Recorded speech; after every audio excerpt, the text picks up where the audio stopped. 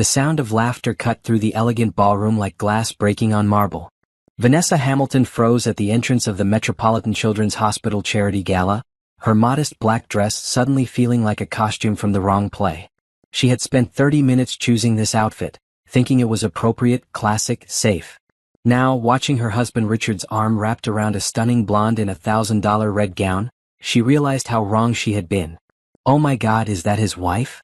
Victoria's voice carried across the room, meant to be heard. Look at that dress. Did she shop at a department store? Richard, honey, you didn't tell me she dressed like a secretary from the 1990s. The woman beside Victoria, another blonde with sharp features, giggled behind her champagne glass. I feel sorry for her. Imagine being married to a millionaire and still looking like you're going to a PTA meeting. Richard's face turned red, but instead of defending his wife, he pulled Victoria closer and whispered something in her ear that made her laugh even louder. The diamond necklace around Victoria's neck caught the light, and Vanessa recognized it immediately. She had admired that same necklace at Tiffany's 6 months ago, pointing it out to Richard during their anniversary dinner. He had told her it was too expensive, that they needed to be practical with their money. Vanessa's chest tightened as she watched Victoria run her fingers along the diamonds, the gesture deliberate and cruel. Other guests were starting to notice the scene, their conversations dying down as they looked between Richard's wife standing alone at the entrance and Richard himself, who was openly showing affection to another woman. Vanessa. Mrs. Patterson, the hospital board chairman, approached with a forced smile. How lovely to see you. Richard mentioned you might not be able to make it tonight. Did he? Vanessa thought, realizing Richard had never expected her to come. She had changed her plans last minute, canceling a work conference to support what she thought was an important cause to her husband. Now she understood why he had seemed so surprised when she said she would attend. I wouldn't miss it, Vanessa managed to say, though her voice felt distant to her own ears. It's for such a good cause. Mrs. Patterson's eyes darted toward Richard and Victoria, who were now posing for photos with other donors. Victoria had positioned herself as if she belonged there, as if she were Richard's wife instead of Vanessa. Of course, dear. Well, I should go check on the auction items. Mrs. Patterson hurried away, leaving Vanessa standing alone again. Vanessa forced herself to walk further into the room, her heels clicking against the marble floor. She had been to dozens of these events over the years, always at Richard's side, always supporting his business relationships and social connections. She knew half the people in this room had made small talk with their wives, had even helped organize fundraisers for some of their favorite charities. But tonight she felt invisible. Worse than invisible, she felt like a joke. Vanessa Hamilton, right? A young woman with a press badge approached, camera ready. I'm doing a piece on tonight's donors. Can I get a photo? Before Vanessa could respond, Victoria's laugh rang out again. Oh honey, you don't want to photograph her. She's not really part of the story tonight. Richard Hamilton is our major donor. You should focus on him and his companion. The reporter looked confused, glancing between Vanessa and Victoria. But aren't you Mrs. Hamilton? Technically yes, Victoria said, appearing beside them like a predator sensing weakness. But really, I'm the one who helps Richard with all his charity work now. Vanessa here is more of a background person. Aren't you, sweetie? The reporter's camera lowered, and Vanessa felt heat creep up her neck. Around them, conversations continued, but she could sense people watching, waiting to see how she would respond to this public humiliation. Vanessa looked at Victoria, really looked at her for the first time. She was probably 28, with perfect teeth and skin that glowed under the ballroom lights. Her dress clung to her body in all the right places, and she wore confidence like an accessory. But there was something else in her eyes, a cruelty that seemed to enjoy causing pain. Background person, Vanessa repeated quietly. Well, yes. Richard told me you've never really been involved in his business or social life. He said you prefer staying home, doing your little marketing job, keeping things simple. Victoria's smile was sharp as a blade. Which is fine, of course. Not everyone can handle this kind of lifestyle. The reporter backed away, sensing the tension, but not before Vanessa noticed her taking a few discreet photos. Tomorrow, these pictures would probably end up online, showing Richard Hamilton's wife being dismissed by his mistress at a public event. Vanessa felt something shift inside her chest, like a door closing and locking. She looked across the room at Richard, who was now deep in conversation with potential business partners, completely ignoring what was happening to his wife. He had allowed this. He had brought his mistress to a public event and let her humiliate his wife in front of people they both knew. You're right, Vanessa said finally, her voice steadier than she felt. I have kept things simple. Maybe too simple. Victoria's eyes narrowed slightly, as if she sensed something had changed but couldn't quite identify what. Well, I should let you get back to whatever it is you do with these things, Victoria said, turning to walk away. Victoria, Vanessa called softly. The younger woman turned back, eyebrows raised. That necklace is beautiful. Richard has excellent taste. Victoria's hand moved instinctively to the diamonds, her smile returning. He does, doesn't he? He said he'd never bought jewelry this expensive before. I guess some people are worth the investment. As Victoria walked away, rejoining Richard and slipping her arm through his, Vanessa remained standing in the same spot. But something fundamental had changed. The woman who had walked into this ballroom 30 minutes ago, the woman who would have gone home and cried quietly, who would have confronted Richard in private and accepted his excuses, that woman was gone. In her place stood someone new. Someone who had just realized that 15 years of marriage, of supporting Richard's dreams, of putting his needs first, had earned her nothing but public humiliation and a husband who couldn't even be bothered to defend her honor. Vanessa took out her phone and started typing notes. Victoria's full name, which she had overheard during introductions. The names of the people who had witnessed this scene.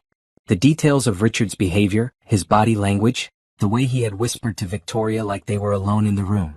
She was a marketing professional after all. She understood research, documentation, and strategic planning. She had just never thought to apply those skills to her own life. But that was about to change. As Vanessa finally left the ballroom, she didn't look back at Richard or Victoria. She had seen enough for one night. Tomorrow the real work would begin. Vanessa sat in her car in the hotel parking lot for 20 minutes after leaving the gala, her hands shaking too much to start the engine. The image of Victoria's satisfied smile kept replaying in her mind, along with Richard's complete indifference to his wife's humiliation. She had expected to feel destroyed, but instead she felt something she hadn't experienced in years: clarity. When she finally drove home to their suburban mansion, Richard's car wasn't in the driveway. Of course it wasn't. He was probably at Victoria's apartment, celebrating their successful evening. Vanessa unlocked the front door and walked into the house that had been her prison for so long without her even realizing it. The next morning, Richard came home as Vanessa was making coffee. He looked tired but not guilty, which somehow made everything worse. How was the rest of the gala? She asked casually, not turning around from the coffee maker. Fine. Raised a lot of money for the hospital. His voice was flat, businesslike. You left early. I had a headache. Richard grabbed his travel mug and headed toward the door. I'll be late tonight. Important client dinner. After he left, Vanessa went to his home office. Richard had always been careless with passwords, using variations of his birthday or their anniversary for everything. It took her less than 10 minutes to access his computer. What she found made her stomach turn. Months of emails between Richard and Victoria, starting as business correspondents. She worked as an event coordinator for one of his clients, and quickly becoming personal. The emails revealed a relationship that had been going on for 8 months, not the few weeks Vanessa had initially suspected. But it was the financial records that truly shocked her. Richard had been spending thousands of dollars on Victoria every month. The Tiffany necklace was just the beginning. There were receipts for designer clothes, expensive dinners, weekend trips to luxury resorts, even payments toward Victoria's rent. Vanessa printed everything, her hands steady now despite the rage building inside her chest. As she worked, she began to see patterns.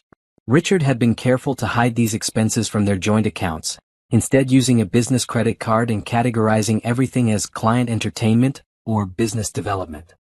Her phone buzzed with a text from her assistant at work. The Morrison campaign wants to schedule a meeting. They heard about your ideas for their product launch. Vanessa stared at the text, remembering. The Morrison Group was one of the biggest marketing challenges in the city. She had been developing a campaign strategy for weeks, working on it during her lunch breaks and evenings. It was innovative, bold, everything her current job at a small marketing firm wouldn't let her pursue. She had been thinking small for so long, accepting less than she deserved in every area of her life. But her skills were sharp, her ideas were good, and she had connections Richard didn't even know about. That afternoon, instead of going home, Vanessa drove to the downtown business district. She walked into the lobby of the Morrison Group's headquarters and asked to speak with Patricia Morrison herself. Mrs. Morrison doesn't take unscheduled meetings, the receptionist said politely. Tell her Vanessa Hamilton is here about the campaign strategy that's going to save her product line. 20 minutes later, Vanessa was sitting across from Patricia Morrison, a woman in her 50s who had built a cosmetics empire from nothing. Patricia listened as Vanessa outlined her vision for repositioning Morrison's struggling luxury line, her ideas for targeting a new demographic, her strategy for competing with the major brands. "This is impressive work," Patricia said finally. "But you work for Brennan Marketing, don't you? Small firm, mostly local clients." "I do. But I'm considering making a change." Patricia leaned forward. "What would it take for you to start your own firm and take on this project?"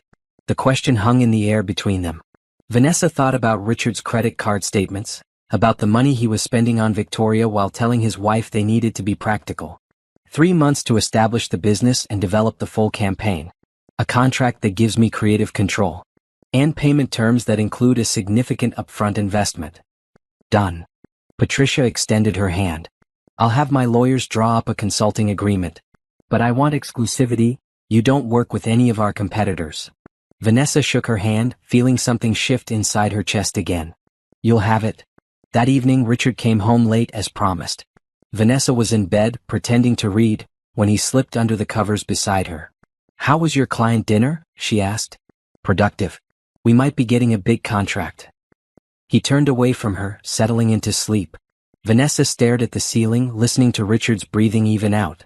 In the darkness she began planning. She would need an office, a business license, marketing materials.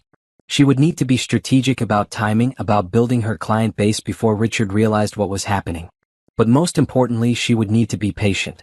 Richard and Victoria thought they had already won, that Vanessa was defeated. Let them think that. Let them get comfortable in their cruelty. The next morning, Vanessa called in sick to work and spent the day researching business formation, consulting with lawyers and looking at office spaces. She used her maiden name, Vanessa Brooks, for all the paperwork. Richard had never legally changed her name on their joint accounts, something that had annoyed her at the time but now seemed like a gift. By the end of the week, Brooks Strategic Consulting existed. Vanessa had a small but elegant office in a downtown building, business cards, and a website. She had also signed her first major client and begun reaching out to contacts from her college marketing program, people who had gone on to bigger companies while she had stayed small and safe. Richard noticed nothing. He was too busy with his important client dinners and his new wardrobe that Victoria was obviously influencing. He had started wearing expensive cologne and had gotten a haircut at a salon instead of his usual barber. But Vanessa noticed everything. She documented his schedule, his expenses, his lies.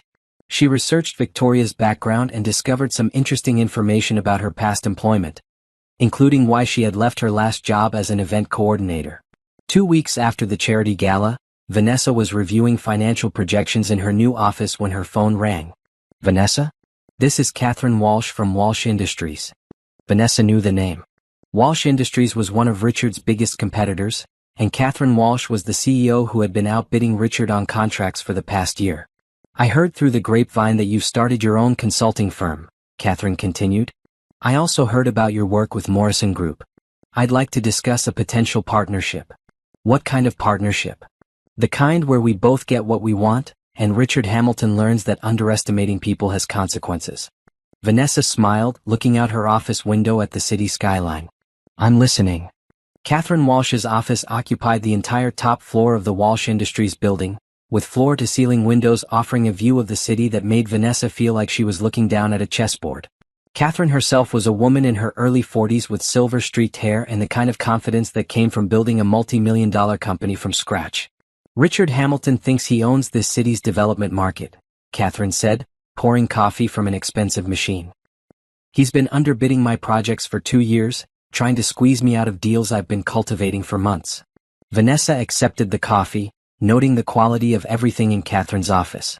This was what success looked like when you built it yourself, when you didn't have to ask permission or apologize for taking up space. "I'm not looking to sabotage my husband's business," Vanessa said carefully. "I'm building my own company." Catherine laughed. "Of course you are. But there's no reason we can't help each other succeed. I have 3 major projects coming up that need marketing consultation. Richard has been trying to get meetings with these same clients for months." She slid a folder across the desk. Vanessa opened it and saw contracts worth more money than her old salary had been in 3 years. "Why me?" Vanessa asked. "You could hire any marketing firm in the city. Because you know Richard's strategies better than anyone. You've been to his business dinners, heard his phone calls, seen his presentation materials. You know how he thinks, how he operates. Catherine leaned forward. And because you have something to prove. Vanessa thought about Victoria's laughter, about Richard's indifference, about 15 years of making herself smaller to make him feel bigger. When do we start? Over the next month, Vanessa threw herself into building Brooks Strategic Consulting with an intensity that surprised her. She worked 12-hour days, developing campaigns that were more innovative and aggressive than anything she had produced in her previous job. The Morrison Group campaign was already showing results, with sales increasing by 30% in the first month. At home, she maintained her usual routine. Dinner was ready when Richard came home from his client meetings. She asked polite questions about his day and listened to his vague answers. She did laundry and grocery shopping and paid bills from their joint account, all while her separate business account grew larger each week. Richard noticed nothing, too distracted by his affair to pay attention to his wife's activities. If anything, he seemed relieved that Vanessa was keeping busy with work and not asking too many questions about his schedule. But Vanessa was asking questions, just not to Richard. She was researching his clients, his business model, his weaknesses. She discovered that Hamilton Development relied heavily on a few major relationships, and that Richard's success had made him overconfident and sloppy. He's vulnerable, she told Catherine during one of their weekly strategy meetings. He's been taking on bigger projects than he can handle, stretching his resources thin to impress Victoria. His cash flow is weaker than he wants people to think. Catherine smiled. Good. My architects are finishing the proposal for the Riverside Complex project next week. It's the biggest development contract in the city this year, the one Richard's been calling his retirement project. Vanessa had heard Richard talking about Riverside on phone calls, bragging to Victoria about how the commission would let them travel to Europe together, maybe buy a vacation home. He had been working on his proposal for months, convinced he had the contract locked up. What do you need from me? Vanessa asked. A marketing strategy that shows the city council why Walsh Industries is the better choice. Something that makes Richard's proposal look outdated and small thinking. That evening, Vanessa sat in her home office, the same room where she had discovered Richard's affair, working on the Riverside proposal. She understood the project better than anyone because Richard had practiced his presentations in front of her, asking for her feedback and then dismissing her suggestions as too complicated, or not what they're looking for. Now, she used every piece of information he had shared with her to build a better strategy for his competitor. The irony wasn't lost on her. For years, Richard had benefited from her marketing expertise without giving her credit or compensation. He had used her ideas in his presentations, her research in his proposals, her connections for his networking. She had been his secret weapon and he had never even acknowledged it. Her phone buzzed with a text from Victoria. Somehow the woman had gotten her number. Richard's working late again tonight. Hope you're not waiting up. Face blowing a kiss. Vanessa stared at the message, feeling the familiar anger rise in her chest. But instead of letting it consume her, she channeled it into her work. She opened a new document and began outlining a marketing campaign that would not only win Catherine the Riverside contract but position Walsh Industries as the premier development company in the city. 2 hours later, she had created something brilliant. A strategy that addressed every concern the city council had raised about development projects, that showed vision and innovation, that made Richard's approach look exactly like what it was, old-fashioned and self-serving.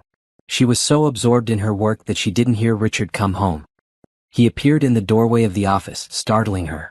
"What are you working on so late?" he asked, trying to look over her shoulder at the computer screen.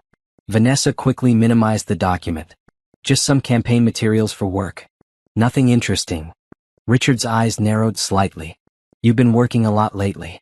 Your boss giving you more responsibility?" Something like that. He seemed to accept this explanation, his attention already drifting. "I'm going to take a shower. Long day."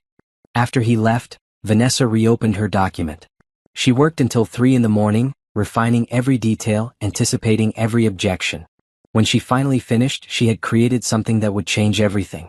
The next day, she presented the strategy to Catherine, who read through it with increasing excitement.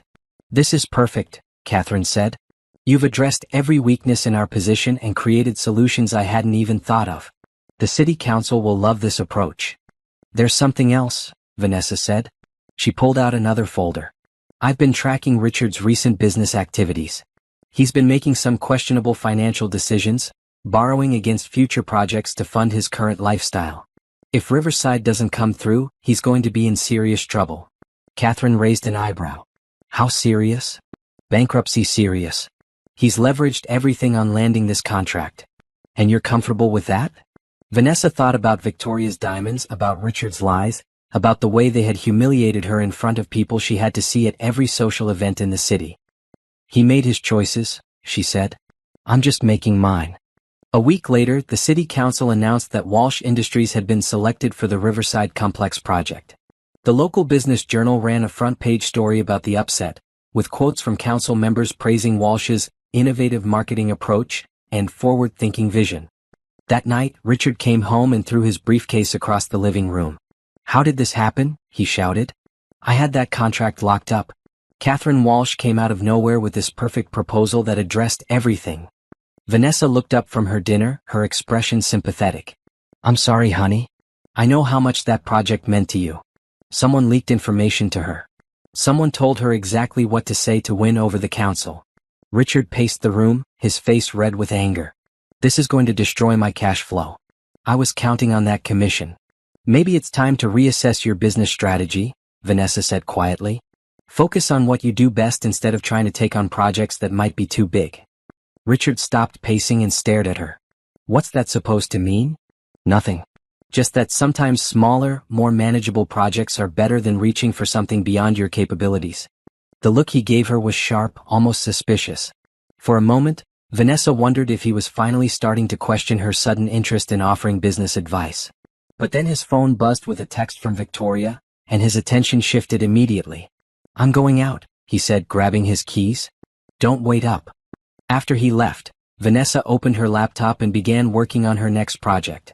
Catherine had introduced her to 2 more potential clients, both major companies looking for exactly the kind of strategic marketing that Vanessa specialized in. Brooks Strategic Consulting was no longer just a revenge fantasy. It was becoming a real business, one that could support her independently of Richard's money and success. And this was just the beginning. 3 months after the charity gala, Vanessa's life had split into 2 completely separate worlds. During the day, she was Vanessa Brooks, CEO of a growing consulting firm with an office that overlooked the financial district. At night, she returned home to play the role of Richard Hamilton's neglected wife, cooking dinner and asking about his day while he lied about his whereabouts and spending. The dual existence should have been exhausting, but instead, Vanessa felt more energized than she had in years. Every client meeting, every successful campaign, every check deposited into her business account was proof that she had been capable of so much more than the small life she had accepted. The numbers are incredible, said James Morrison, Patricia Morrison's son and the company's new VP of marketing, during their monthly review meeting. Our luxury line sales have increased 47% since we started working with you. Mother wants to expand the contract to include our entire product range. Vanessa reviewed the sales reports spread across her conference table, feeling a satisfaction that had nothing to do with revenge and everything to do with professional accomplishment. The demographic shift is working exactly as we predicted. Your customers were ready for a more sophisticated approach. They just needed the right messaging. There's something else, James continued. We're planning to launch a new men's fragrance line next year. It's going to be a major campaign, probably our biggest marketing spend ever. Mother wants Brooks Strategic to handle the entire launch. The contract James described would triple her company's revenue and establish her as one of the premier marketing consultants in the city. It would also mean hiring additional staff and moving to a larger office, steps that would make her success impossible to hide. I'll need some time to evaluate the scope and put together a proposal, Vanessa said, though her mind was already working through the logistics. This would be a significant expansion for my firm. Take all the time you need. But Vanessa, Mother specifically requested that you handle this personally. She's been telling everyone about your work. You're developing quite a reputation. That evening, Vanessa sat in her car outside her house, thinking about James's words. A reputation. For 15 years, she had been known as Richard Hamilton's wife, the woman who organized his social calendar and smiled politely at his business functions. Now she was building something that belonged entirely to her. Inside the house, Richard was on the phone in his office, his voice carrying down the hallway. I don't care what it costs, he was saying. Victoria wants to go to Paris for her birthday, and I promised her we'd stay at the George V. Just book it and put it on the business account. Vanessa paused in the kitchen doorway listening. Paris? Richard had promised her a trip to Europe for their 10th anniversary, then cancelled it because of a business emergency. That same month, she later discovered, he had taken a weekend trip to Napa Valley alone, or so she had thought at the time. "No, make it the penthouse suite," Richard continued. "And see if you can get reservations at Lambroisi. Victoria's been talking about eating there for months." Vanessa pulled out her phone and made a note. Lambroisi was one of the most expensive restaurants in Paris, the kind of place that required reservations months in advance. Richard was planning an elaborate, expensive vacation with his mistress while his wife wore the same dresses to charity events that she had owned for 5 years. But instead of the familiar ache of betrayal, Vanessa felt something different: calculation. Richard was spending money he didn't have on experiences designed to impress a woman who saw him as a meal ticket. Every dollar he wasted on Victoria was a dollar that wouldn't be available when his business started failing. And his business was already showing cracks. Vanessa had been monitoring his company's public records and client relationships. Losing the Riverside contract had damaged Richard's reputation, and 2 other potential clients had recently chosen different developers. His overhead was high, his debt was increasing, and his judgment was being clouded by his desire to maintain Victoria's expensive lifestyle. The next morning, Vanessa made a decision that surprised even her. She called her old college roommate Helena Grant, who now worked as a financial advisor for high-net-worth individuals. "Vanessa Hamilton," Helena said, her voice warm with genuine pleasure. "It's been ages. How are you?" "Actually, it's Vanessa Brooks now. Professionally, I mean. I started my own consulting firm." "That's fantastic. I always knew you were too smart to stay at that small marketing company forever. Tell me everything." They met for lunch at an upscale restaurant downtown, the kind of place where deals were made over wine and carefully prepared meals. Helena listened as Vanessa described the growth of Brooks Strategic Consulting, her recent successes, and her plans for expansion. "I'm impressed," Helena said. "But I have to ask, how does Richard feel about your sudden business success? Last time we talked, you said he preferred you to keep things low-key." Vanessa chose her words carefully. "Richard and I are growing in different directions right now. I'm focused on building something that's entirely mine." Helena's expression grew serious. "Vanessa, are you planning to divorce Richard?" The question hung between them, unspoken but clearly understood. Vanessa realized this was the first time anyone had asked her directly about her marriage since she had discovered the affair. "I'm planning to be financially independent," Vanessa said. "Whatever happens with Richard, I want to be in control of my own future." "Smart. Very smart." Helena pulled out her tablet.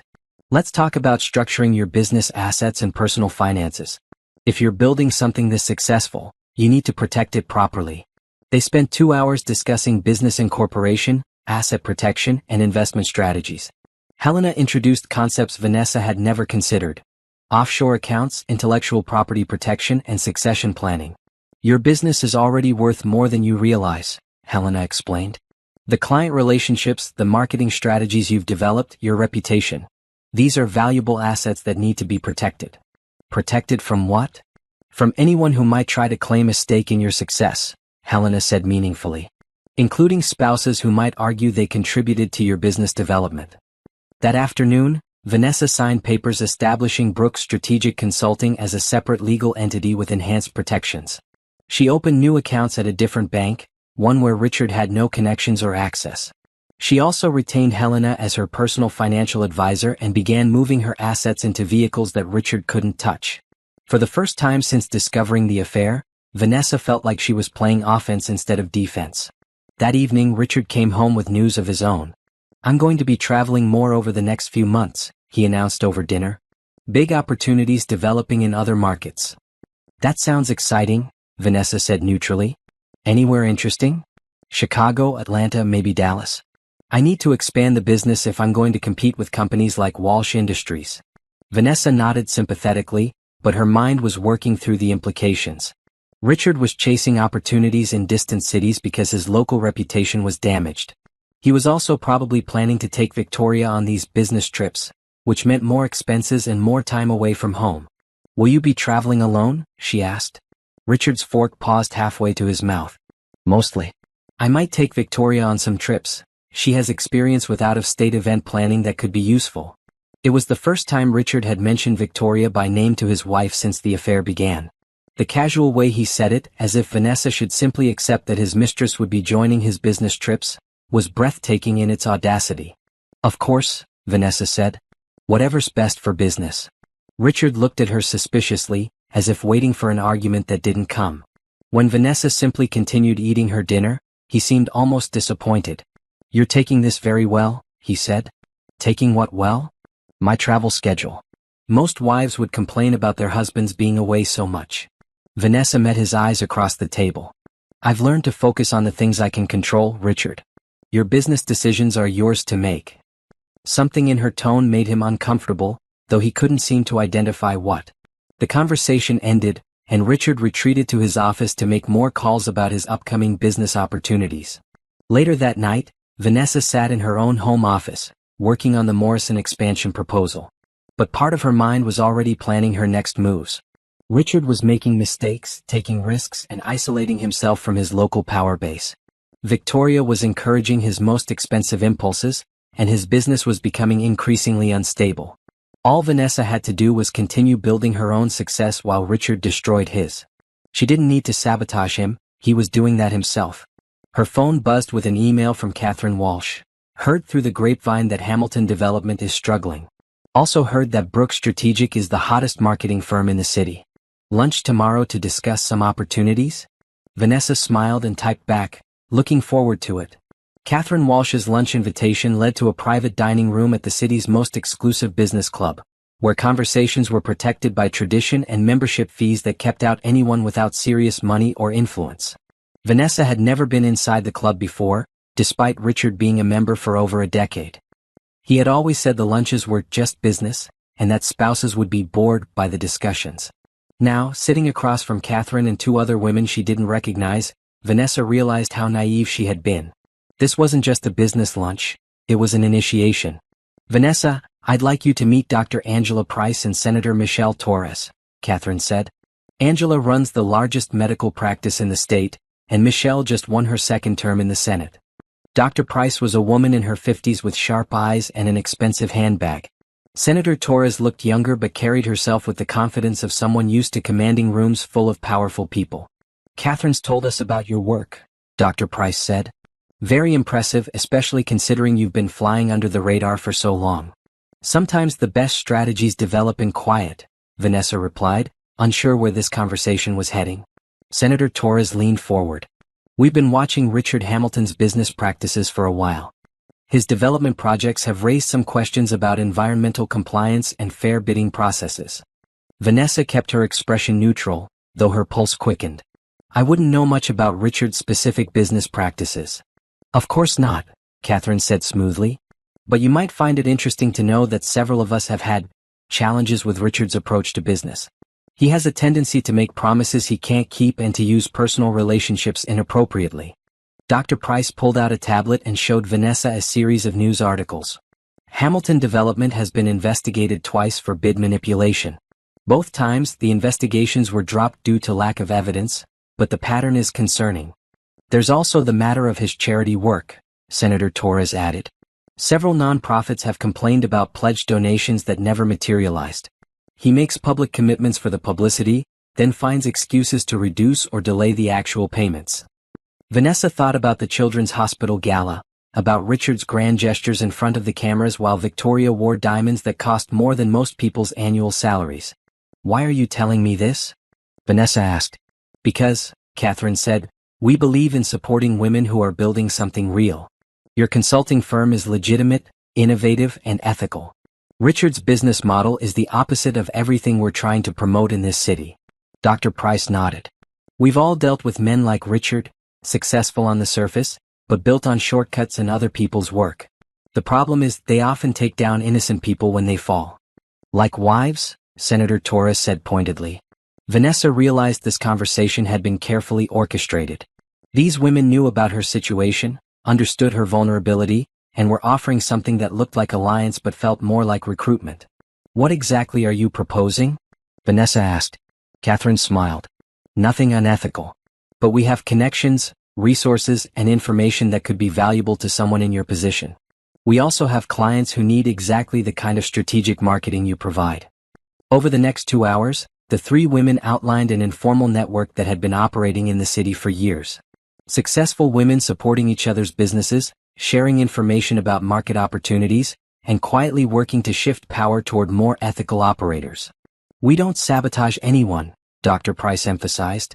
"We simply ensure that qualified women get the same opportunities that have traditionally gone to less qualified men.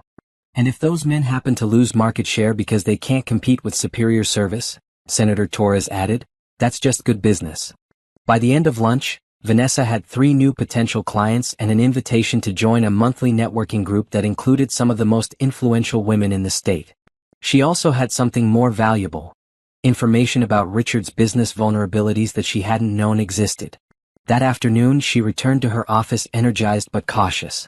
The network Catherine had introduced her to was powerful, but it also came with expectations and loyalties that Vanessa wasn't sure she was ready to navigate. Her assistant knocked on her door. "Miss Brooks? There's a woman here to see you. She doesn't have an appointment, but she says it's about Richard Hamilton." Vanessa's stomach tightened. "Send her in." The woman who entered was elegantly dressed but nervous, probably in her early 40s with the kind of carefully maintained appearance that spoke of both money and insecurity. "Miss Brooks? I'm Jennifer Chin. I know this is strange, but I heard you might understand my situation." Vanessa gestured to the chair across from her desk.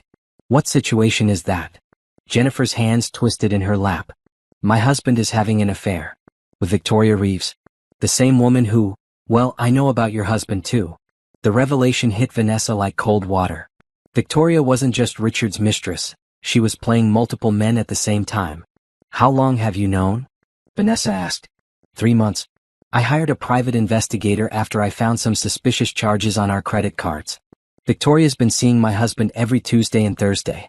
Your husband gets Mondays, Wednesdays, and weekends. Jennifer pulled out a folder and placed it on Vanessa's desk. "I have photos, financial records, even recordings. Victoria's been very careful to keep them both from finding out about each other." Vanessa opened the folder and saw images that made her feel sick and vindicated at the same time. Victoria kissing Jennifer's husband outside expensive restaurants. Victoria wearing different jewelry in photos taken days apart. Richard's diamonds on Monday, another man's emeralds on Thursday. "Why are you showing me this?" Vanessa asked. "Because I want her gone and I think you do too. But more than that, I want both our husbands to face consequences for their choices." Jennifer's voice grew stronger. "I've been a good wife for 18 years. I supported Michael's career, raised our children, managed his social obligations. And he's been spending our retirement fund on a woman who's also spending your husband's money." Vanessa studied Jennifer's face, seeing her own anger reflected there. But she also saw something else: desperation. Jennifer wanted revenge, but she didn't have a plan beyond exposing the affair. "What do you want from me?" Vanessa asked. "Partnership. You've built a successful business, you have connections I don't have. I have information and resources you might need. Together, we could make sure Victoria faces consequences for manipulating both our families." "And our husbands?" Jennifer's smile was sharp. "They made their choices. Let them live with the results." Vanessa closed the folder, her mind racing. Victoria's deception added a new dimension to the situation, but it also created opportunities. 2 betrayed wives with different skills and resources, working together, could accomplish more than either could alone. "I need time to think about this," Vanessa said. "Of course. But Vanessa, Victoria's planning something big." The private investigator heard her on the phone talking about exit strategies and maximizing the investment. "I think she's planning to disappear with as much money as she can get from both our husbands." After Jennifer left, Vanessa sat in her office staring out at the city skyline. The game had become more complicated, but also more winnable. Victoria's greed and Richard's arrogance were about to collide in ways they couldn't anticipate. Her phone buzzed with a text from Richard: "Working late again tonight. Don't wait up." Vanessa smiled and typed back, "Of course, honey. I'll probably be working late too." But instead of going home to an empty house, Vanessa had plans. Catherine's network meeting was tonight, and she was finally ready to stop playing defense. The monthly network meeting took place in Dr. Price's medical building after hours, in a conference room that overlooked the city's financial district. When Vanessa arrived, she found 12 women seated around a polished table: business owners, lawyers, doctors, and politicians who represented more collective wealth and influence than most corporate boards. "Welcome to our newest member," Catherine announced as Vanessa took her seat.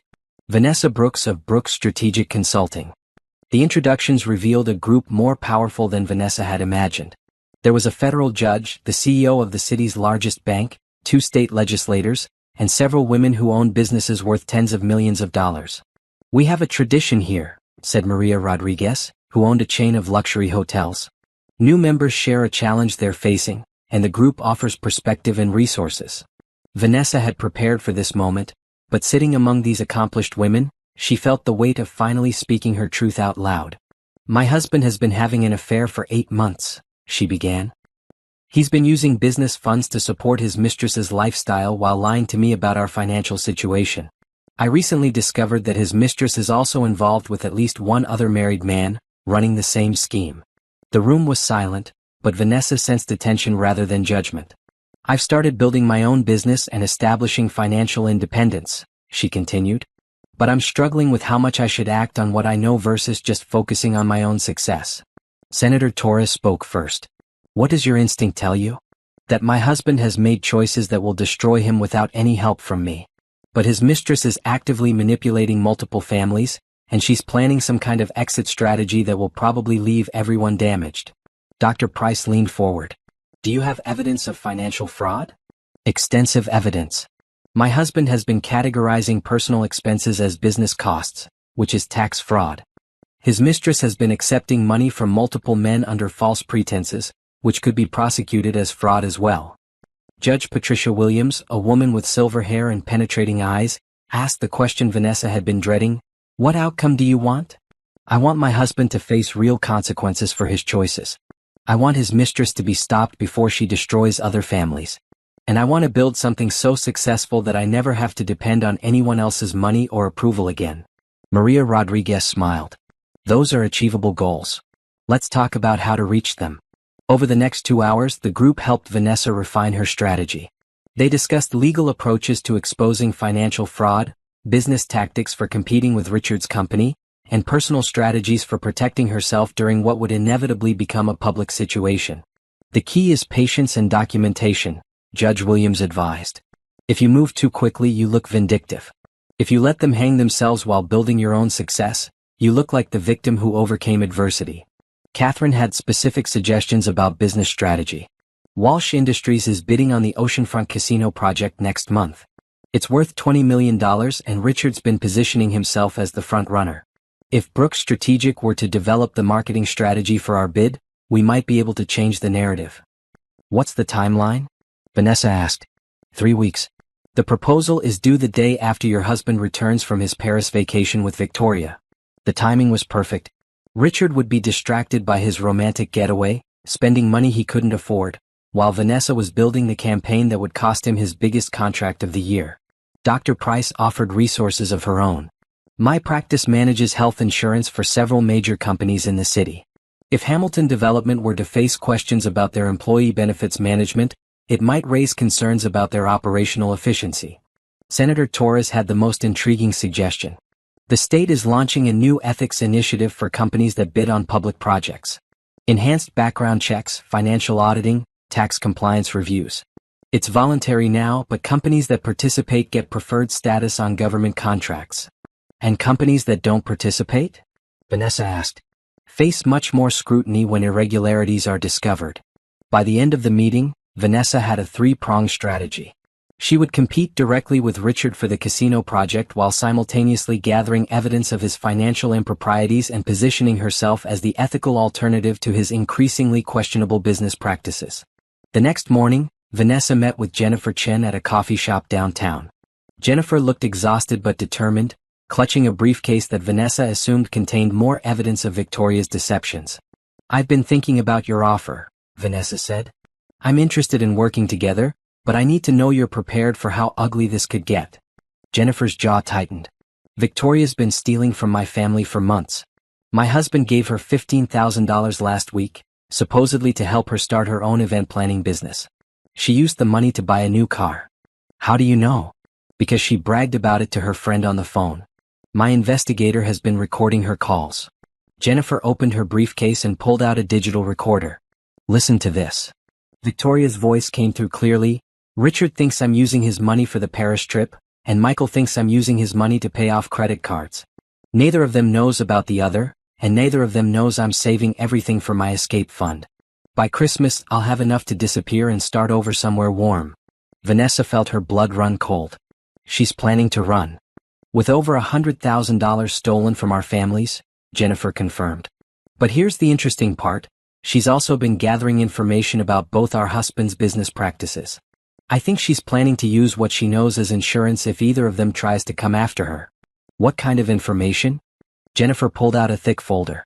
Tax documents, client communications, financial records that our husbands probably don't realize she's copied. Victoria's been very thorough about collecting evidence of their questionable practices. Vanessa reviewed the documents, recognizing Richard's handwriting on several notes about creative accounting and flexible interpretations of contract terms. Victoria had enough evidence to destroy both men if she chose to use it. This changes everything, Vanessa said. Victoria's not just a mistress, she's been planning this from the beginning. Which means we need to move faster than she does, Jennifer said. I want to expose everything before she disappears with our money. No, Vanessa said thoughtfully. We let her try to run. But we make sure she doesn't get away with it. Jennifer looked confused, but Vanessa was already forming a plan. Victoria's escape attempt would be the perfect trigger for exposing everything. The affairs, the financial fraud, the tax evasion. And if Vanessa timed it correctly, Richard and Victoria would destroy each other while she emerged as the innocent victim who had built something successful despite their betrayal. Trust me, Vanessa said. Victoria's greed is going to be her downfall. We just need to make sure we're ready when it happens. That afternoon, Vanessa threw herself into the casino project proposal with an intensity that surprised even her. She worked 18-hour days, developing a marketing strategy that was more comprehensive and innovative than anything Walsh Industries had ever presented. Meanwhile, Richard was preparing for his Paris vacation, oblivious to the fact that his wife was about to compete directly against him for the biggest contract of his career. He had even asked Vanessa to manage some of his business calls while he was away, never suspecting that she was gathering intelligence about his weaknesses. 3 days before Richard's departure, Vanessa submitted the Walsh Industries proposal to the Casino Development Board. The marketing strategy was brilliant, addressing every concern the board had raised about previous development projects and offering solutions that positioned Walsh as the clear choice for the contract. That evening, Richard came home excited about his upcoming trip. Victoria's never been to Paris, he said over dinner. I want to show her everything, the Eiffel Tower, the Louvre, the best restaurants in the city. That sounds wonderful, Vanessa said sincerely. You both deserve a relaxing vacation. Richard looked at her suspiciously, still expecting an argument that never came. When Vanessa simply smiled and wished him a good trip, he seemed almost disappointed by her lack of reaction. But Vanessa had moved beyond caring about Richard's vacations with Victoria. She was focused on the bigger picture, the long-term strategy that would give her everything she wanted while letting Richard's own choices destroy him. The first strike was about to land and Richard would never see it coming. While Richard and Victoria were enjoying their Parisian vacation, Vanessa was undergoing her own transformation. Not just professionally but personally, becoming the woman she should have been all along, before 15 years of marriage had convinced her to make herself smaller and quieter and more convenient. The call came on a Tuesday morning while she was reviewing quarterly projections in her office. Brooks Strategic Consulting had grown beyond her wildest expectations, with revenue that now exceeded what Richard's company had earned in its best year. Ms. Brooks, her assistant announced over the intercom, Catherine Walsh is on line 1. She says it's excellent news. Vanessa picked up the phone, her heart already racing with anticipation. We got it, Catherine said without preamble. The casino project. The board voted unanimously to accept Walsh Industries' proposal. They said our marketing strategy was the most comprehensive they'd ever seen. Vanessa closed her eyes, feeling a wave of satisfaction that had nothing to do with revenge and everything to do with pure professional accomplishment. She had created something brilliant, something that won on its own merits. There's more, Catherine continued.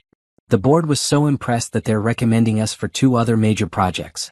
Your marketing work is going to reshape development in this entire region. After hanging up, Vanessa sat in her office chair and laughed out loud. Not the bitter laugh of someone getting revenge, but the pure joy of someone who had discovered their own power and used it well. Her phone buzzed with a text from Richard, having amazing time in Paris. Victoria loves everything. You should see her in the hotel suite. She looks like she belongs in this kind of luxury. Instead of feeling hurt, Vanessa felt something close to pity. Richard was so busy trying to impress Victoria that he had no idea his business was crumbling back home. The casino contract had been his retirement project, the deal that was supposed to secure his legacy and financial future. Now it belonged to his wife's new business partner. That afternoon, Vanessa did something she hadn't done in years. She went shopping for herself. Not for a charity event or business function, but because she wanted to update her image to match her new reality. The stylist at the luxury department store was a woman named Carmen who specialized in working with successful professional women. "I need a complete wardrobe update," Vanessa told her. "Something that reflects confidence and success, but still feels authentic to who I am." Carmen walked around Vanessa, assessing her build and coloring with professional expertise. "You have beautiful bone structure and natural elegance. We just need to update your styling to match your energy. What kind of image are you trying to project? Powerful? Independent? Someone who built something significant on her own terms?" Over the next 3 hours, Carmen helped Vanessa select a wardrobe that was both sophisticated and striking. Rich jewel tones that complemented her skin, well-tailored pieces that showed confidence without being flashy, accessories that suggested success without ostentation. "The key," Carmen explained while Vanessa tried on a deep emerald dress that transformed her entire appearance, "is wearing clothes that reflect your internal power rather than trying to project something you don't feel." Looking at herself in the mirror, Vanessa realized that she finally felt as successful as she was becoming. The woman reflected back at her wasn't trying to disappear or avoid attention. She was claiming space and owning her accomplishments. While Vanessa was discovering her new style, Jennifer Chen was conducting surveillance on Victoria's activities. They had agreed to stay in contact while their husbands were traveling, sharing information and coordinating their timing. "Victoria's been busy while Richard's away," Jennifer reported during their evening phone call. "She met with a real estate agent yesterday, looking at apartments in Miami. Expensive ones, paid for in cash. She's definitely planning to run," Vanessa confirmed. "Any word on when?" "My investigator thinks she's waiting for both our husbands to transfer some final payments. Michael promised her $20,000 for her business expansion when he gets back from his conference. Richard probably made similar promises." Vanessa thought about Richard's recent behavior, his casual mentions of helping Victoria get established in her event planning career. He had probably promised her startup money, maybe even discussed bringing her into his business as a legitimate partner. "We need to be ready to move as soon as they get back," Vanessa said. "If Victoria gets that money and disappears, our evidence might not be enough to pursue prosecution." "Already handled," Jennifer said with satisfaction. "I've been working with a lawyer who specializes in financial fraud. We have enough evidence to freeze Victoria's accounts if she tries to transfer large amounts of money." The next morning brought unexpected news. Vanessa's assistant knocked on her office door with an expression of barely contained excitement. "Ms. Brooks, there's a reporter from Business Weekly on the phone. They want to do a feature story about your company's rapid growth and the casino project's success." Vanessa's first instinct was to decline the interview. She wasn't ready for that level of public attention. But then she reconsidered. Richard was coming home tomorrow, and he would need to learn about his wife's success eventually. Better for him to discover it through the media than through private confrontation. "Schedule the interview for Thursday afternoon," she told her assistant, "and ask them to send a photographer. I want this story to be comprehensive." Wednesday evening, Richard returned from Paris, tanned and relaxed and full of stories about romantic dinners and luxury hotels. He showed Vanessa photos on his phone, pictures of Victoria at the Louvre, Victoria shopping on the Champs-Élysées, Victoria wearing a new diamond bracelet that Vanessa recognized from a boutique they had visited together years earlier. "She has such sophisticated taste," Richard said, scrolling through images of his mistress posing in front of French landmarks. "I think traveling really suits her." She was talking about maybe spending more time in Europe, possibly even buying a place there. Vanessa made appropriate responses while internally calculating the cost of Richard's Parisian fantasy. The hotel alone had probably cost $15,000 for the week, not including meals, shopping, and the new jewelry. Richard had spent more on this single vacation than most people earned in 6 months. "How did things go here while I was away?" Richard asked, finally showing some interest in his wife's activities. "Fine. I stayed busy with work projects." "Good. I'm glad you're keeping yourself occupied." Richard's attention was already drifting, probably thinking about Victoria and their shared memories of European luxury. Thursday afternoon, The Business Weekly interview took place in Vanessa's office, with photos shot against the backdrop of the city skyline. The reporter, Sandra Kim, was a sharp woman in her 30s who had clearly done her research. Brooks Strategic Consulting has grown from startup to major player in less than 6 months, Sandra began. That's almost unprecedented in the consulting industry. What's your secret? I think I was ready to build something significant for a long time, Vanessa said carefully. I just needed the right motivation to stop playing it safe. The casino project represents a major victory against some established competitors, including Hamilton Development. Richard Hamilton has dominated luxury development in this city for over a decade. How does it feel to beat him at his own game? The question hung in the air, loaded with implications that Sandra clearly understood but wasn't stating directly. Competition is healthy for everyone, Vanessa replied. I think the best ideas should win regardless of who presents them. But Sandra's next question showed that she had done more research than Vanessa expected. Our records show that you and Richard Hamilton have the same home address. Would you care to comment on that? Vanessa looked directly into the camera, knowing that this moment would define how her story was told. Richard Hamilton is my husband, she said simply. Brooks Strategic Consulting is my company, built with my ideas and my work. Those are two separate facts that speak for themselves. The interview continued for another hour, with Sandra asking detailed questions about Vanessa's business philosophy, her growth strategies, and her plans for expansion. By the time it ended, Vanessa knew that the story would be more than just a business profile. It would be the public revelation of everything she had built while Richard was distracted by his affair. That evening, Richard came home to find Vanessa cooking dinner as usual. But something was different about her. The new clothes, the confident posture, the way she moved through their kitchen like someone who owned her own space. You look different, he said, studying her face. Did you change your hair? I updated my professional wardrobe, Vanessa said, setting plates on the table. My business has been growing and I wanted my appearance to reflect that. What kind of growth? Richard asked, and for the first time in months, he seemed genuinely interested in his wife's answer. The kind that changes everything, Vanessa said, meeting his eyes across their dining room table. The Business Weekly article comes out tomorrow. You'll be able to read all about it. The Business Weekly article hit the newsstands on Friday morning with a headline that made Vanessa's phone start ringing before she even got to her office. Local woman builds $1 million consulting empire while husband's business crumbles. Sandra Kim had written exactly the story Vanessa had hoped for. A profile that focused on her professional accomplishments while dropping just enough hints about her personal situation to make readers curious. The article praised Brooks Strategic Consulting's innovative approach, highlighted the casino project victory, and mentioned almost casually that Vanessa's main competitor was her own husband. By noon, Vanessa had received calls from 3 potential new clients, 2 reporters wanting follow-up interviews, and 1 very angry husband. What the hell is this? Richard shouted, bursting into her office without knocking. He threw the magazine onto her desk, his face red with rage. You told a reporter that I'm your competitor? You made me look like a fool. Vanessa looked up calmly from her computer. I told a reporter that Richard Hamilton is my husband and Brooks Strategic Consulting is my company. Both statements are factual. You didn't tell me you were competing for the casino project. You let me think you were just doing small marketing campaigns while you were sabotaging my biggest contract.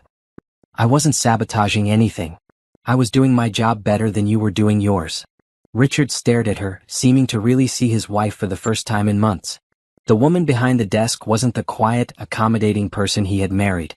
This woman wore a tailored business suit that probably cost more than her old monthly salary, sat in an office that overlooked the financial district, and spoke to him like an equal rather than a dependent. How long has this been going on? He demanded. Which part? My business success? Or my knowledge of your affair with Victoria? The question hit Richard like a physical blow. He sank into the chair across from her desk, his anger replaced by something that looked like panic. Vanessa, I can explain? You don't need to explain anything to me, Richard. Your choices speak for themselves. Vanessa's voice was steady, professional. Just like my choices speak for themselves. Your choices? What's that supposed to mean? Vanessa opened her desk drawer and pulled out a thick folder. It means I've spent the last few months building a business that's now worth more than yours. It means I've documented every lie you've told me and every dollar you've spent on Victoria. And it means I'm done pretending that your betrayal hasn't fundamentally changed our relationship. Richard opened the folder and found printouts of his emails with Victoria, credit card statements showing his expenses on her behalf, and financial projections showing how his affair had damaged his business judgment and cash flow. "You've been spying on me," he said weakly. "I've been protecting myself from the consequences of your decisions. There's a difference." Before Richard could respond, Vanessa's assistant knocked on the door. "Miss Brooks? Jennifer Chin is here for your 2 o'clock appointment." "Send her in," Vanessa said, never taking her eyes off Richard. Jennifer entered the office looking nervous but determined, carrying her own briefcase full of evidence. When she saw Richard sitting there, her expression hardened. "Mr. Hamilton," she said coldly, "I don't think we've been properly introduced. I'm Jennifer Chin. My husband Michael has been sharing Victoria's affections with you for the past 8 months. Richard's face went white. "What are you talking about?" Jennifer opened her briefcase and pulled out photographs. Images of Victoria with her husband, copies of financial records showing Michael's payments to Victoria, transcripts of phone conversations in which Victoria discussed manipulating both men. "Victoria's been playing you against each other," Jennifer said. "Taking money from both families while planning her escape to Miami. She's been laughing about how easy it was to manipulate 2 successful businessmen who were so busy thinking with their egos that they never asked the right questions." Richard stared at the photographs, his hands shaking slightly. "This can't be right. Victoria told me she wasn't seeing anyone else. She said she was waiting for me to leave Vanessa so we could be together." "She told my husband the same thing about me," Jennifer replied. "Except her real plan was to take as much money as possible from both of you and disappear before either of you figured out what was happening." Vanessa watched her husband process this information, seeing his anger and betrayal and wounded pride play across his face. Part of her felt sorry for him. He had been manipulated and lied to, just as she had been. But a larger part of her felt satisfied that he was finally experiencing the consequences of his choices. "There's more," Jennifer continued, pulling out additional documents. "Victoria's been gathering information about both your business practices. She has copies of financial records, tax documents, client communications. Everything she would need to cause serious problems if either of you tried to pursue her legally." "She was blackmailing us?" Richard asked, his voice barely above a whisper. "Insurance," Vanessa corrected. "She was making sure she could destroy both of you if you became inconvenient." Richard looked between his wife and Jennifer, finally understanding the scope of Victoria's deception and his own foolishness. "What do you want from me?" "Nothing," Vanessa said simply. "I don't want your money, your apologies, or your promises to change. I want you to understand that the woman you've been supporting and the marriage you've been neglecting are both ending, and you brought this on yourself. And I want Victoria to face consequences for what she's done to our families," Jennifer added. "We have enough evidence to pursue fraud charges, but we need your cooperation." Richard sat in silence for several minutes, processing everything he had learned. Finally, he looked up at his wife with something that might have been respect. "How long have you been planning this?" "I haven't been planning anything," Vanessa said honestly. "I've been reacting to your choices and building something better for myself. Everything that's happening to you is the natural result of the decisions you made." "What happens now?" Vanessa leaned back in her chair, looking at the man she had been married to for 15 years. He seemed smaller now, diminished by his own poor judgment and the realization that he had been played by everyone around him. "Now you decide what kind of person you want to be going forward," she said. "And I continue building the life I should have had all along." After Richard and Jennifer left, Vanessa sat alone in her office, feeling strangely empty. The confrontation she had been anticipating for months was over, and it had been quieter and sadder than she had expected. There was no dramatic shouting, no satisfying moment of complete victory. Just 2 people acknowledging that their relationship was over and trying to figure out how to move forward. Her phone buzzed with a text from Catherine Walsh. "Saw the article. Congratulations on everything. The casino project groundbreaking is next month. Black tie event with major media coverage. Perfect opportunity to debut the new you publicly." Vanessa smiled, typing back, "Looking forward to it." The groundbreaking ceremony would be the perfect place to complete her transformation from Richard Hamilton's quiet wife to Vanessa Brooks, successful businesswoman. And if Richard happened to be watching from the sidelines while his former wife claimed credit for the project that should have been his, well, that was just business. The oceanfront casino groundbreaking ceremony was scheduled for a crisp October evening, with the setting sun providing a dramatic backdrop for what promised to be the social and business event of the year. Vanessa had spent weeks planning every detail of her appearance, working with Carmen to create a look that would be remembered and photographed. The dress was a deep sapphire blue that complemented her skin tone perfectly, cut in clean lines that suggested power rather than trying to seduce. The jewelry was minimal but expensive, diamond earrings and a simple platinum bracelet that caught the light when she moved. Her hair was styled in an elegant updo that showed off her neckline, and her makeup was flawless but understated. But the most important accessory was her confidence. Standing in front of her bedroom mirror, Vanessa saw a woman who had built something significant and was ready to claim credit for it publicly. Richard hadn't come home the night before. Since their confrontation in her office 2 weeks earlier, he had been staying at a hotel downtown, trying to sort out the wreckage of his business and personal life. Victoria had disappeared immediately after Jennifer and Vanessa exposed her scheme, leaving town with whatever money she had managed to steal but without the larger payouts she had been planning. The legal proceedings against Victoria were moving forward, with both families cooperating to recover what they could. But more importantly, Richard's business was failing. The revelation that he had been manipulated by his mistress, combined with the loss of several major contracts, had damaged his reputation beyond repair. Hamilton Development was facing bankruptcy within 6 months. Vanessa arrived at the groundbreaking ceremony in a car service, making her entrance as cameras flashed and reporters took notes. The guest list included everyone who mattered in the city's business and political circles, and Vanessa could feel their attention as she walked across the red carpet that had been laid out for the occasion. Vanessa. Catherine Walsh approached with a genuine smile, wearing an elegant black dress that complemented Vanessa's blue. "You look absolutely stunning. Ready for your moment in the spotlight?" "More ready than I've ever been," Vanessa replied honestly.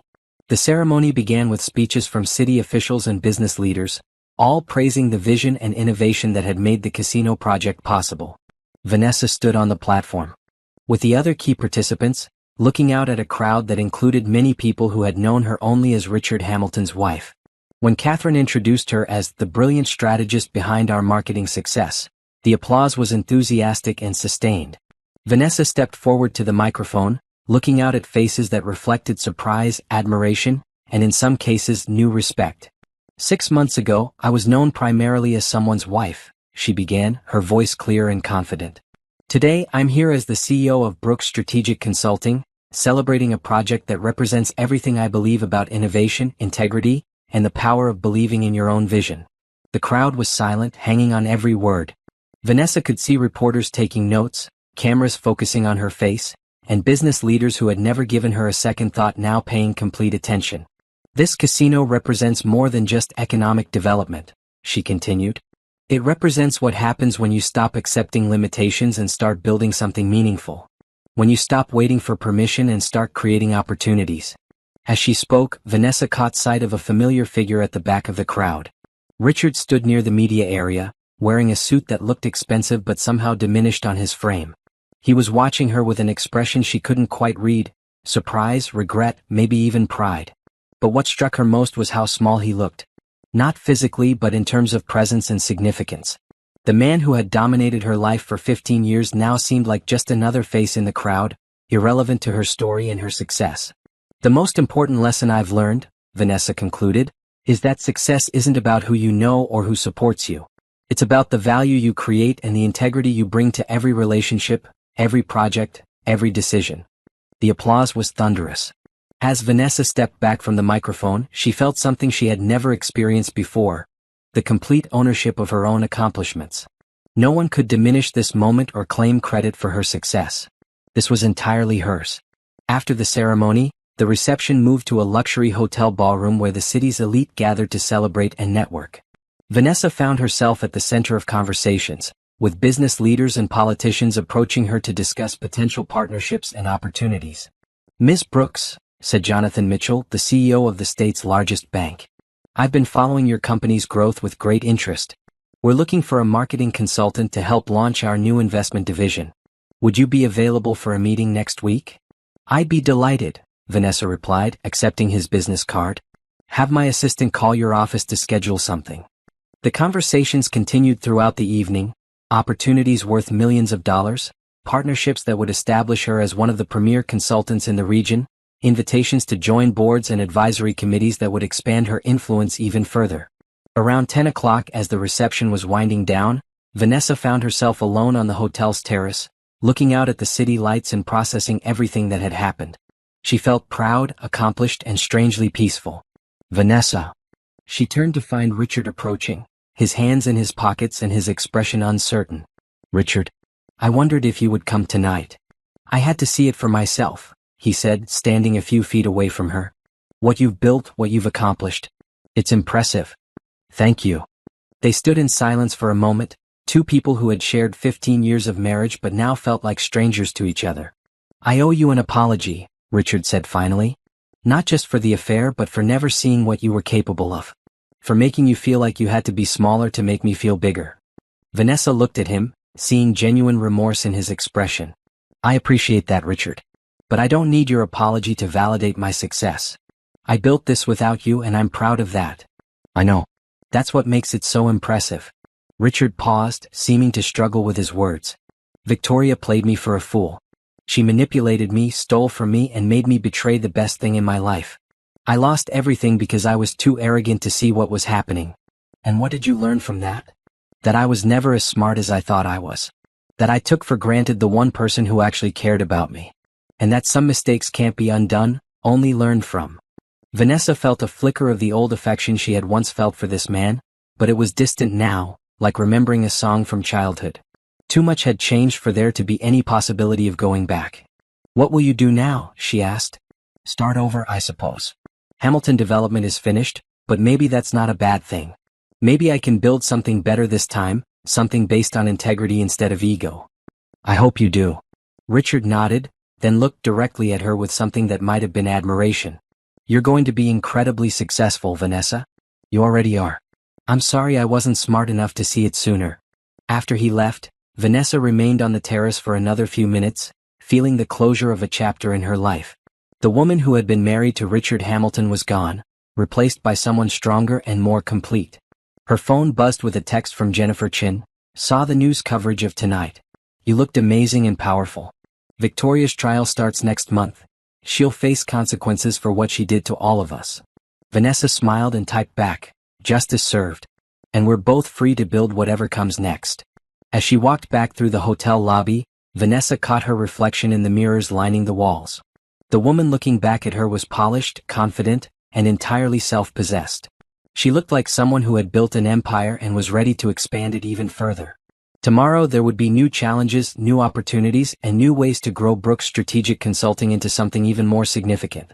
But tonight, Vanessa allowed herself to savor the moment when she had finally claimed her own story and made it public. The groundbreaking ceremony had been more than just a business event.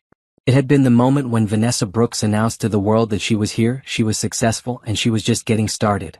1 year later, Vanessa stood in the executive office of her new headquarters building, looking out at a city that had become her domain in ways she never could have imagined. Brooks Strategic Consulting now employed 40 people and had clients in 6 states. The casino project had opened to record-breaking crowds and universal acclaim, cementing Vanessa's reputation as one of the most innovative marketing strategists in the country.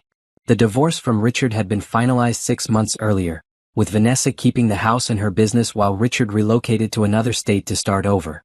He had sent her a letter recently, updating her on his new consulting firm and thanking her again for handling their separation with dignity. She had been genuinely happy to hear that he was rebuilding his life on a foundation of honesty this time. Victoria had been convicted of fraud and sentenced to 2 years in prison, though she would be eligible for parole in 18 months. The money she had stolen had been recovered and returned to the family she had damaged. Jennifer Chin had used her share to start her own interior design business and had become one of Vanessa's closest friends. But the most significant change in Vanessa's life wasn't professional, it was personal. Ms. Brooks? Her assistant's voice came through the intercom. Dr. Williams is here for your lunch appointment. Vanessa smiled, checking her appearance in the mirror one last time. Send him in. Dr. Anthony Williams entered her office with the easy confidence of someone who was comfortable in his own skin. He was a cardiologist at the city's teaching hospital, a man in his early 40s with kind eyes and a smile that had been making Vanessa's heart race for the past 3 months. They had met at a charity fundraiser that Vanessa had organized for the Children's Hospital. The same hospital where her humiliation at Richard's hands had begun her transformation a year earlier. Anthony had approached her not because he recognized her from the media coverage of her success, but because he had been impressed by her presentation about using business skills to maximize charitable impact. Ready for our adventure? he asked, offering her his arm. Absolutely. Their lunch date was actually a helicopter tour of the city, something Anthony had arranged to celebrate Vanessa's latest business milestone, landing a contract with a major international corporation that would expand Brooks' strategic consulting into global markets. As they flew over the city, Vanessa pointed out landmarks that had significance in her journey. The hotel where the casino groundbreaking had taken place. The building where her first office had been located. The mansion she had shared with Richard, which she had sold to buy her current penthouse downtown. Do you ever regret how everything unfolded? Anthony asked, his voice coming through the helicopter's communication system. Vanessa considered the question, looking down at the sprawling metropolis where she had rebuilt her entire life. I regret the pain it caused, and I regret the time I wasted being smaller than I needed to be. But I don't regret the outcome. I'm happier now than I've ever been. Even with all the challenges of building a business from scratch? Especially because of those challenges. Every obstacle I overcame, every client I won, every employee I hired. Those accomplishments belong entirely to me. No one can diminish them or take credit for them. Anthony reached over and took her hand, his thumb tracing across her knuckles. I admire that about you. Your independence, your strength, the way you turned betrayal into motivation instead of bitterness. Their relationship had developed slowly, carefully, with both of them conscious of the need to build something genuine rather than rushing into passion. Anthony had been divorced for 3 years, with 2 teenage children who lived with their mother in another city. He understood the complexities of starting over and the importance of creating a partnership between equals. There's something I want to discuss with you, Anthony said as the helicopter began its descent back to the airport. My ex-wife is getting remarried next month, and my kids want to move here to live with me full-time. Vanessa felt her stomach tighten slightly. Anthony's children were good kids. She had met them twice during their visits to the city, but the idea of suddenly becoming a major part of their lives was intimidating. How do you feel about that? She asked. Excited and terrified, Anthony admitted. I want to be a better father than I was when I was married and working 100-hour weeks. But I also want to make sure that whatever develops between us isn't complicated by my responsibilities as a parent. What are you saying? Anthony was quiet for a moment, looking out at the city below them. I'm saying that I'm falling in love with you, Vanessa. But I need to know if you're ready for a relationship that includes teenagers and school events and all the chaos that comes with blended families. The question hung between them as the helicopter touched down. Vanessa thought about her carefully controlled life, her pristine penthouse, her structured schedule that allowed for maximum professional productivity. But she also thought about the loneliness she sometimes felt despite all her success, the way Anthony's presence made everything feel more vibrant and meaningful, the possibility of building something larger and more complex than her individual achievements. I'm terrified too, she said finally. But I spent 15 years playing it safe and making myself smaller to avoid complications. I don't want to do that anymore. Anthony's smile was brilliant, transforming his entire face. So you're willing to try? I'm willing to build something real, even if it's messy and complicated and nothing like what I planned. That evening they had dinner at Vanessa's penthouse, cooking together in her kitchen while jazz music played softly in the background. It was domestic and comfortable in a way that felt entirely different from her marriage to Richard. Tell me about your 5-year plan, Anthony said, chopping vegetables while Vanessa prepared the fish they were grilling. Expand internationally, maybe open offices in London and Hong Kong. Build Brooks Strategic into a company that could go public if I wanted it to. Travel more, see places I've always wanted to visit but never made time for. And personally? Vanessa paused, considering her answer. For so many years, her personal plans had been determined by other people's needs and expectations. I want to figure out what makes me happy, not what makes me safe or acceptable or convenient for someone else. I want to take risks and make mistakes and build something messy and real. Sounds like a good plan. After dinner, they sat on her terrace overlooking the city, drinking wine and talking about everything and nothing. Vanessa felt a contentment she had never experienced before. Not just professional satisfaction, but personal fulfillment that came from being completely herself with someone who appreciated all of her complexities. There's something I need to tell you, she said eventually. About how all this started, about Richard and Victoria and the way I discovered their affair. Anthony listened without judgment as she told him the complete story. The humiliation at the charity gala, the months of secret planning, the careful construction of her success while Richard destroyed himself through his own poor choices. Some people might think I was manipulative or vindictive, she concluded. I need you to understand who I am and what I'm capable of when I'm protecting myself. Anthony was quiet for a long moment, processing everything she had shared. Finally, he looked at her with an expression of complete admiration. You took a situation that could have destroyed you and used it to discover your own power, he said. You didn't just survive betrayal, you transformed it into success. That's not vindictive, Vanessa. That's extraordinary. 6 months later, Anthony's children moved to the city and into a house they chose together. Large enough for a blended family but close to Vanessa's office so she could maintain her professional momentum. The transition was challenging at times, with teenage emotions and scheduling complications and the constant negotiation that came with building new relationships.